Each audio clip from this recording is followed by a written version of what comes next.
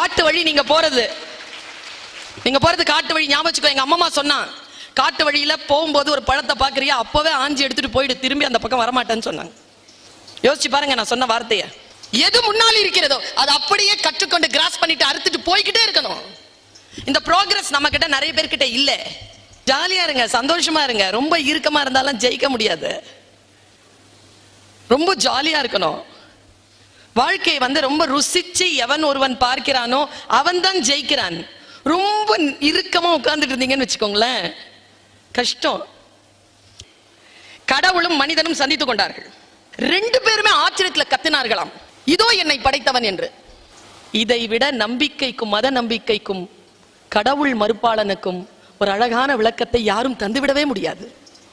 ரெண்டு பேரும் சத்தம் போடுறாங்க, என்னை படைத்தவன். கடவுளை கை காட்டி என்னை படைத்தவன் என்று சொல்லுகின்றவன் மத நம்பிக்கை கொண்டவன். கடவுள் மனிதனை பார்த்து இதோ என்னை படைத்தவன் என்று சொல்லக்கூடியவன் கடவுள் மறுப்பாளன். இவ்வளவுதான். இந்த புக்கு இந்த எடுத்த மாதிரி தான் மிரட்டும். தொட்டுவிய தொட்டு பார்க்கலாம். நான் யார் தெரியுமா? வாழ்க்கை இப்படிதான் கேட்கும் உங்களை. யார் தெரியுமா? நேரா தொட்டு எடுத்து கொடுத்துட்டால. So simple. என்ன மிரட்டுற? எதுக்கு மிரட்டுற? எடுப்பேன், தொட மட்டும் மாட்டேன். தொட்டு தூக்கி உன் கையில நான் திருப்பி இதோ இதுதான் என்னுடைய வெற்றி என்று தருவேன் என்று காட்டுவதற்கான வாய்ப்பும் வயதும் புத்தியும் சூழலும் உங்களுக்கு வாய்த்திருக்கின்ற பொழுது கனி அறுத்து கொண்டே போங்கள் என் குழந்தைகளை. கனி அறுத்துக்கிட்டே போங்க. இந்த எக்ஸாம் எழுதுறது பாஸ் பண்றதெல்லாம் சைடு எஃபெக்ட், ஹேங் ஓவர். ஆமாங்க, போதை அது இல்லைங்க. படிக்கிறது தாங்க போதை. அதை எழுதுறதோ அதனால் வரக்கூடிய பணமோ அதனால் வரக்கூடிய பதவிகள் எல்லாம் சைடு எஃபெக்ட்ஸ் தான். ஒன்றை அறிந்து கொள்ளுகின்ற பொழுது, நீங்கள் அதன் மீது ஆர்வத்தை காட்டுகின்ற பொழுது அதில் உள்ளுக்குள் அப்படி ஒரு மலர்ச்சி வரும் பாருங்க. அப்பொழுது உங்களை யாராலும் ஜெயிக்க முடியாதுப்பா. ஒரு விஷயத்தை புரிந்து கொள்ளுகின்ற பொழுது உள்ளத்திற்குள்ள அந்த கெலடாஸ்கோப் பார்க்கிற மாதிரி மனசுல பல பல வண்ணங்கள் விரியும். அதுக்கு தான் படிக்கிறதே. உங்க வெற்றியை நீங்களே தடை செய்ய முடியாது. ஏனென்றால் இந்த உலகத்தில் யார் தெரியுமா தோற்கிறார்கள்? யார்கிட்ட பேஷன் இல்லையோ அவங்க தோற்கிறாங்க. நான் ரூமி வாசித்துக் கொண்டிருந்தேன். ரூமி சொன்னான், ஒரு ரகசியத்தை சொன்னான், மிக ஆழமான ரகசியம். நீ உன் காரணங்களால் தோற்கடிக்கப்படுகின்ற பொழுது அந்த காரணங்களின் மீது உனக்கு சந்தேகம் வராதது ஏன்? இவ்வளவுதான். உன்னால் அல்ல நான் கெட்டது. சூழல் எவ்வளவுதான் முன்னால் சவாலாக வந்து நின்றாலும் நான் கெட்டு போவதற்கு என்னை ஒப்படைத்திருக்கிறேன், அதுதான் நான் கெட்டு போவதற்கு காரணம் என்று யார் ஒருவர் தன்னுடைய வெற்றிக்கான தோல்விக்கான பொறுப்பை எடுத்துக்கொள்கிறார்களோ அவர்கள் ஜெயிக்கிறார்கள். அதை அடுத்தவர்கள் மீது போடுகின்றவர்கள் தோற்கிறார்கள். ஒண்ணுமே இல்ல. இந்த புத்தகத்தை இப்படி பிரிக்கும் பொழுது புத்தகம் நம்ம கிட்ட பேசும்பா. படிச்சிருவியோ? சொல்லுது. நீ மூடி வச்சுட்டேன்னு வச்சுக்க, என் புத்தகம் உன்னை ஜெயிக்கிறது. ஏய், படிக்கத்தான் வந்திருக்கிறேன். உன்னை பிரிச்சு இருக்கிறதே படிக்கிறதுக்கு தான். வாய மூடு. நீ அதை புரிந்து கொண்டாய் என்று வைத்துக் கொள்ளேன், புத்தகம் உன்னிடம் தோற்கிறது. என் அருமை செல்வங்களே, உங்களை ஜெயிக்கக்கூடிய புத்தகம் இன்னும் இந்த பூமியில் தோன்றவே இல்லை என்பதுதான் உங்களுடைய வாழ்க்கையினுடைய வெற்றி. நாம் புத்தகத்தை ஜெயிக்க பிறந்தவர்கள். புத்தகத்தை படித்து புரிந்து கொள்கின்ற பொழுது, அதனால் தான் நான் சொல்கிறேன், புத்தகத்தோடு உங்களுக்கு கான்டாக்ட் இருக்கிறது. கான்டாக்ட் இருக்கின்றவர்கள் அதிக மதிப்பெண்கள் வாங்குகிறார்கள். யார் புத்தகத்தோடு தன்னை கனெக்ட் செய்து கொள்கிறார்களோ, தன்னை தொடர்பு படுத்திக் கொள்கிறார்களோ அவர்கள் வாழ்க்கையில் ஜெயிக்கிறார்கள். வாழ்க்கையில் ஜெயிப்பதற்கான ஒரு மெட்டீரியல் அதை எடுத்துருங்க. நான் ஒரு புத்தகத்தை வாசித்தேன்னு வச்சுக்கோங்களேன், I give my soul, my energy, my blood, my nerves, my flesh, my everything to that particular subject. நான் முழுமையாக என்னை அதற்கு ஒப்படைக்கிறேன். அதிலே இருக்கக்கூடிய சில தெரிப்புகள் தான் என் பேச்சு. அதை முழுக்க நான் உள்வாங்குகிறேன். ஜெயிப்பதற்கு ஒரு சின்ன சின்ன சின்ன சிம்பிளான டெக்னிக்ஸ் தான். முதல்ல யாரும் மிரட்டனா மிரளாத, எதையும் பார்த்து பயப்படாத. புக்க மெட்டீரியலை திருப்புனன்னு வச்சுக்கேன், இது கூப்பிடும். What are you doing? I am studying. I am also studying. Very boring. Yes, it is very boring. Shall we go out at 3 o'clock? பதில் வராது. 40 நிமிஷம் காலி. கூப்பிட்டானே, இப்ப என்ன பண்ணிட்டு இருக்கான்னு தெரியலையே. நான் ஒரு விஷயத்த சொல்றேன், don't ever allow anybody to take away your life and your time. இந்த போன் இருக்குல்ல, This is for communication, not for conversation. It is not for conversation, it is for communication. யார் இதை இப்படி பயன்படுத்துகிறார்களோ அவர்கள் தன்னுடைய காரியங்களை அடுத்தவர்கள் செய்து முடிக்கட்டும் அல்லது அடுத்தவர்களுடைய மூடுக்கு ஏத்த மாதிரி தன்னை ஒப்பு கொடுக்க மாட்டார்கள். Live that moment. ஒரே ஒரு காரியத்தை மட்டும் செய்யுங்கள். நான் அந்த காரியத்தை செய்கிறேன். ஒரு புத்தகத்தை எடுத்து மெட்டீரியலை எடுத்து படிக்கும் பொழுது இந்த மாதிரி டிஸ்டர்பன்ஸ் வரும்போது உடனே உங்களுடைய டிஸ்டர்பன்ஸ்க்கு நீங்கள் சரி என்று சொல்வதற்கு காரணம், you don't connect with your subject. You have contact with your subject. உங்களுக்கு அந்த சப்ஜெக்டோட கான்டாக்ட் இருக்கு, but you never connect with that. If you connect yourself with that particular subject, no one can distract you. யாரும் உன்னை உன் கவனத்தில் இருந்து ஏதேனும் ஒரு விஷயம் உன்னை அப்புறப்படுத்துகிறது என்றால் அந்த வினாடியில் நீ அந்த விஷயத்தோடு முழுமையாக இல்லை என்று அர்த்தம். எந்த நேரத்திலும் உங்களுடைய கவனத்தை யார் ஒருவரும் சிதறுவதற்காக காத்துக் கொண்டிருக்கின்ற பொழுதும் உங்கள் கவனத்தை யார் ஒருவரால் சிதைக்க முடியாது என்று நீங்கள் நினைத்து முடிவு செய்கிறீர்களோ நீங்கள் ஜெயிக்கிறீர்கள். அவர்கள் தன்னுடைய சதி வேளையில் தோற்கிறார்கள். Feel the pain, my dear. Never suffer. Suffering ஆகாத, பெயினை ஃபீல் பண்ண. Pain is sensation. அந்த சென்சேஷனை ஃபீல் பண்ணா நீ உயிரோட இருக்கிறன்னு அர்த்தம். வலியே இருக்காது. யாருக்கு? செத்துட்டா வலி இருக்காதுங்க. உங்க எல்லாருக்குமே இப்போ செத்து போனா எப்படி இருக்கும்னு சொல்லவா? யாருக்கும் தெரியாது தானே செத்து போனா எப்படி இருக்கும்னு. தாத்தா சொல்லிட்டார், ஐயா வள்ளுவன். தூங்குறோம்ல, அதான் சாவுங்கிறான். உறங்குவது போலும் சாக்காடு. 24 மணி நேரம் இருந்துச்சுன்னா 5 மணி நேரம் செத்து போதும். 19 மணி நேரம் உழைப்பில் இரு, விழிப்புணர்வோடு இரு என்றுதான் சொல்கிறார்கள். தூங்கிக் கொண்டே இருந்தால் செத்து போனா என்று பொருள். தூங்காத. Limit your rest time.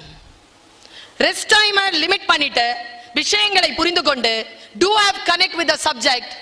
Whatever you study, you will win. நேத்து நான் பிஎம் பார்த்தேங்க. நம்ம ஐயா வேஷ்டி மோடி ஐயாவை பார்த்தேன்.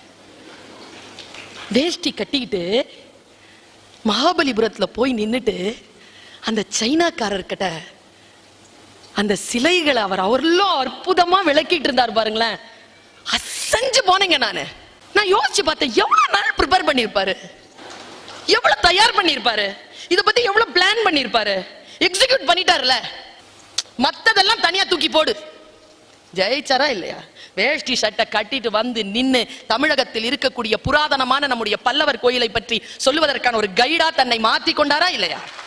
என்னுடைய பிரார்த்தனை எல்லாம் அந்த சீன அதிபருக்கு அது புரிந்திருக்க வேண்டும் என்பதுதான். சில விஷயங்களை பார்க்கும் பொழுது பாசிட்டிவா சில விஷயங்களை மனதிற்குள் அப்படி அலையலையா போடுங்க. அதுதாங்க வரலாறு. நீங்க எதை ரொம்ப இன்வால்வ்மெண்டா பண்றீங்களோ உங்களுடைய வாழ்க்கையில் வரலாறு அதுதான் வரலாறா போகுது. அந்த ஃப்ரீசிங் பாயிண்ட் இருக்குல்ல, ஜஸ்ட் என்ஜாய் தட். நீங்க போய் ஐஏஎஸ் ஆபீசராவோ இல்ல ஐஎஃப்எஸ் ஆபீசராவோ, நான் ரொம்ப பெரிய லெவல்ல சொல்றேன், நீங்க எல்லாம் அப்படிதான் வரணும். அப்படி உட்கார்ந்தீங்கன்னு வச்சுக்கோங்களேன், ரொம்ப சந்தோஷமான விஷயம் என்ன தெரியுமா? இந்த பயிற்சியில நீங்க பட்ட பாடுகள் தான். அதை விட ஒரு சந்தோஷமான தருணம் நினைச்சு நீங்கள் சந்தோஷப்ப. இப்ப இவ்வளவு கடுப்பா இருக்கு, இது எல்லாம் சந்தோஷமாக மாறும். பிரசவம் முடித்து விட்டு குழந்தையினுடைய முகத்தை பார்ப்பது போல் பட்ட கஷ்டங்கள் எல்லாம். எந்த தாயையும் பிரசவ வலியை பத்தி குழந்தை மூஞ்சிய பார்த்துட்டு பேச சொல்லுங்க பாப்பா. சிரிப்பா, சிரிச்சிட்டு தான் சொல்லுவா, உன்னை பெக்கிறதுக்கு நான் பட்ட பாடு. அப்ப அழமாட்டா. வலியின் ருசி அதுதான் குழந்தைகளை, மாணவ செல்வங்களை. நான் இப்போ ட்ரெயின்ல வந்தேங்க. நான் போகும்போது சென்ட்ரல் ஸ்டேஷன்ல ட்ரெயின் நின்றுட்டு இருந்த ட்ரெயின் நான் பார்த்தேன். அது என்கிட்ட ஒரு விஷயத்த சொல்லுச்சு. அது ஒரு 26 பெட்டி, ஒரு சின்ன இன்ஜின் தான். 26 பெட்டியே அந்த சின்ன இன்ஜின் இழுக்குமான்னு தெரியாது, அந்த இன்ஜினுக்கே தெரியாது. அந்த இன்ஜின் முதல்ல என்கிட்ட என்ன தெரியுமா சொல்லுச்சு? ஐ கேனாட்னு சொல்லிச்சிங்க. ஐ கேனாட் தான். கரெக்டா 10:30க்கு விசில் பண்ண உடனே அது தன்னைத்தானே ஸ்டார்ட் பண்ணுச்சு. நின்றுட்டு இருக்கும் போது கேனாட் நின்றுட்டு இருந்தது. ஸ்டார்ட் பண்ணும்போது நான் மொழியாசிரியர் இல்லையா, எனக்கு எப்படி கேட்டுச்சுன்னா, அந்த ரித்தம் எனக்கு எப்படி கேட்டுச்சுன்னா, கேன் ஐ அப்படிதான் கேட்டுச்சிங்க. கேன் ஐ, கொஞ்சம் ஃபாஸ்டா சொல்லிட்டே பாருங்க, இந்த வார்த்தையை சொல்லுங்க எல்லாருமே. Can I, can I, can I, can I, I can, I can, I கேன்னு சேலை வந்து விட்டுருச்சு என்ன. ஏன் கை தட்டாம ஒரு ஃபியூனரல்ல உட்கார்ந்திருக்கிற மாதிரி உட்கார்ந்திருக்கீங்க? சொற்களை சொல்லும் பொழுது மிக ஆழமாக சிந்தித்து உள்வாங்கிக் கொண்டு சைலண்டா 2 வினாடி உள்ள போட்டு அப்படி உலுக்கி எடுத்து சொல்லுங்க. சாதனையாளர்கள் என்பவர்கள் தன்னுடைய வாழ்க்கையில் சில விஷயங்களை மிக நிதானமாக இருந்து ஜெயிக்கிறவங்க. வெற்றியாளர்கள் என்பவர்கள் வேறு, சாதனையாளர்கள் என்பவர்கள் வேறு. வெற்றி பெற்று விடலாம், சாதனை என்பது ரொம்ப பெரிய சிரமம். நீங்கள் எல்லோரும் சாதனையாளர்களா வரணும்னு நான் நினைக்கிறேன். சாதிப்பது என்பது ரொம்ப சுலபம் தான். ஆக்சுவலா life is so simple, but it is not easy to understand it's simplicity. ரொம்ப ஈஸி. உங்கள் கவனத்தை இந்த மேடையில் ஒரு டீ கொடுத்தாங்கன்னா கலைச்சிட முடியும். ஒரு போட்டோ எடுக்கிறதுக்கு ஒரு ஆள் வந்தா கலைச்சிட முடியும். கவனத்தை யார் ஒருவர் சிதற விடாமல் தான் எந்த காரியத்திற்காக வந்தோமோ அந்த காரியத்தோடு தொடர்பு கொண்டு இருக்கிறார்களோ அவர்கள் தான் ஜெயிக்கிறார்கள். பல நேரங்களில் நாம் தோற்பதற்கு காரணம் நம்முடைய போக்கஸ் தவறுவதுதான். ஒரு விஷயத்துல நீங்க போக்கஸ் பண்ணிட்டீங்கன்னு வச்சுக்கோங்களேன், இதுக்கு தான் இன்டென்சிவ் அப்படிங்கிற ஒரு சொல்ல பயன்படுத்துறாங்க. இன்டென்ஸ் அப்படிங்கிற சொல்ல பயன்படுத்துறாங்க.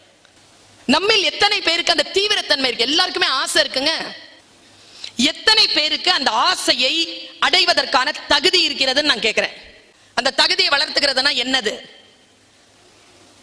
எப்படி அந்த தகுதியை வளர்த்துக் கொள்வது? இப்ப என்ன மாதிரி பேசணும், படிச்சா பேசிட முடியுமா? நீங்க தான் என்ன விட படிக்கிறீங்க. சொற்கள் போதவே இல்லைங்க. பயிற்சி முயற்சிக்கெல்லாம் களம் இருக்க வேண்டாமா? களத்தை எப்படி அமைப்பது? ஒரு விஷயத்தை நீ முடிவு பண்ணிட்டனா அதை தொட்டு பார்ப்பதற்கான ஒரு சிறிய செயலாக்கம் வேண்டும். செயலாக்கத்திற்கு திட்டமிடுதல் வேண்டும். திட்டமிடுதலுக்கு உங்ககிட்ட மெட்டீரியல் இருக்கணும். Material planning. ஃபர்ஸ்ட் விஷன் பா, ஹேவ் a விஷன். அடுத்து ப்ரிப்பரேஷன்ல இரு. அடுத்து எக்ஸிகியூஷன். இதை நான் எங்க இருந்து கத்துக்கிட்டேன் தெரியுமா? ஒரு பறவை கிட்ட இருந்து கத்துக்கிட்டேன். ஒரு பறவை வந்து கிளையில உட்காரும்ல, டப்புன்னு பறந்துருமா? பறக்காது, பறக்க முடியாது. அது ஃபர்ஸ்ட் வந்து உட்கார்ந்து தன்னுடைய கிரவுண்ட் இருக்குல்ல, தன்னுடைய கிளை இருக்குல்ல, அதை பிடிக்கும். முதல்ல கிரவுண்ட் ரியாலிட்டியை ஃபிக்ஸ் பண்ணும். கிரவுண்ட் ரியாலிட்டியை ஃபிக்ஸ் பண்ணாம எக்ஸ்பெக்டட் விஷன் அடையவே முடியாது. எக்ஸிக்யூட் பண்ணணும்னு சொன்னா you have to know your ground reality. உனக்கு எது தெரியும், எது தெரியாது, உன்னுடைய ஜீன் என்ன, நீ எங்கிருந்து வர, என்னென்னலாம் நீ உன்னை தயார்படுத்திக் கொள்ள வேண்டும், உன்னை எதிர்த்து கொண்டிருப்பதெல்லாம் எது, அதையெல்லாம் உடைச்சிட்டு வரணும்னா நீ என்னென்னலாம் செய்யணும் எல்லாம் தெரிஞ்சுக்கிறதுக்கு பேர் ground reality. I know what is my ground reality. I don't hide myself from my reality. ரியாலிட்டியிலிருந்து உன்னை நீயே பதுக்கி கொள்ளாமல், ஒடுக்கி கொள்ளாமல் ரியாலிட்டியை ஃபர்ஸ்ட் அக்செப்ட் பண்ணு. This is my reality. And then ஒரு expected vision வை. நீ எந்த மாதிரியான ரியாலிட்டியை கொண்டவளாக இருந்தாலும், எந்த மாதிரியான கிரவுண்ட் ரியாலிட்டி நேட்டிவிட்டி கொண்டவளாக இருந்தாலும், எவ்வளவு பெரிய விஷனையும் நீ வைக்கலாம். எக்ஸிகியூஷனை கரெக்டா பண்ணிட்டேன்னா அந்த எக்ஸ்பெக்டட் விஷனை அடையலாம்.